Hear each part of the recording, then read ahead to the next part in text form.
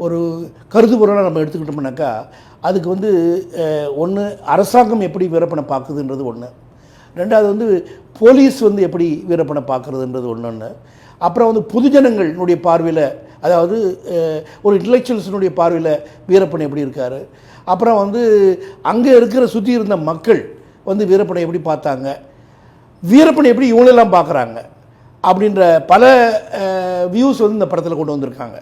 அதாவது போலீஸினுடைய ஒரு உயர்ந்த ஒரு போலீஸ் அதிகாரி பேச வச்சுருக்காங்க. அதே மாதிரி வந்து போலீஸ் சைடு இருக்கிற விஷயங்களும் இவங்க கொண்டாந்துருக்காங்க. அப்புறம் பாமர மக்கள் எப்படி வந்து வீரப்பனை பார்க்குறாங்கன்றதையும் காட்டியிருக்காங்க. அப்புறம் வந்து ஒரு ஒரு போராளிகள் எப்படி பார்க்குறாங்க அப்படின்றதையும் அவங்க காட்டியிருக்காங்க. அதே மாதிரி ஒரு ஒரு நடுநிலையான ஒரு ப்ரெஸ் பார்வையில், அதாவது மிஸ்டர் ராம் அவர்கள் வந்து